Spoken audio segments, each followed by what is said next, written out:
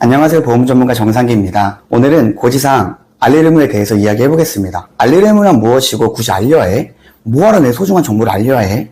라고 생각하실 수 있습니다. 하지만 이러한 보험의 알릴 의무를 가볍게 생각하시고 보험사로부터 불이익을 받는 경우가 굉장히 많습니다. 또한 본인이 억울하다며 하소연하시는 분들도 많이 계시는데 이미 버스는 지났기 때문에 어쩔 수 없는 부분이기도 합니다. 오늘은 보험 알릴 의무에 관하여 살펴보는 시간을 갖도록 하겠습니다. 보험 알릴 의무는 계약 시점을 기준으로 계약 전에 알려야 할 의무가 있고 계약 후에 알려야 하는 의무가 있습니다. 계약 전 알릴 의무는 다른 말로 고지 의무라고 합니다. 이러한 알릴 의무를 위반했을 경우 불이익은 비슷하기는 하나 약간의 차이가 있기도 합니다. 보험 계약 전 알릴 의무, 고지 의무란 피보험자의 위험 측정에 있어 아주 중요한 사항입니다. 보험 계약의 체결이 가능한지 불가능한지에 대한 여부와 보험료 산출에 대한 결정에 있어 영향을 끼치는 부분이기도 합니다.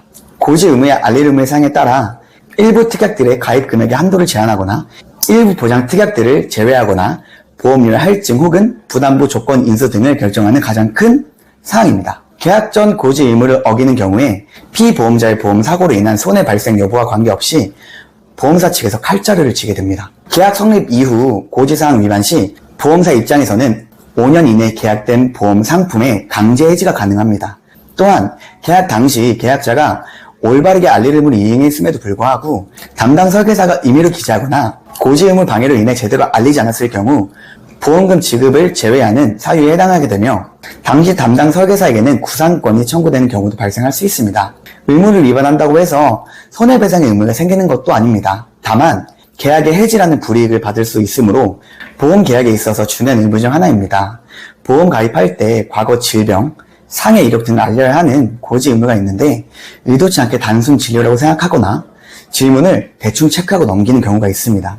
그런데 작은 고지 위반을 한 탓에 다치거나 아플 때 정작 가입한 보험의 혜택을 누리지 못하는 경우가 있습니다. 이러한 부분들은 보험을 관리하는 관리자가 확인해야 되는 부분이지만 고지 위반 시 단순 보험 계약 해지를 넘어 낸 보험료마저 돌려받지 못할 수 있고 보험 사기 혐의로 수사를 받을 수 있어 각별한 주의가 필요합니다. 보험사가 보험금 지급을 거절하기 위해 가장 먼저 보는 게 바로 이 질병 체크, 즉 알릴 의무 사항입니다. 만약 알릴 의무 사항이 제대로 고지가 되어 있지 않으면 보험사는 보험을 해지, 취소하는 일이 발생합니다. 가장 중요하고 기본적인 부분에 대해서 사소하게 여기기 때문에 피해를 보는 것은 오로지 고객님이 됩니다. 다른 알릴 의무가 고지되어야만 정확한 설계가 가능합니다. 제대로 된 보장을 받기 위해서는 제대로 보험을 가입해야 합니다. 감사합니다. 보험 전문가 정상기였습니다.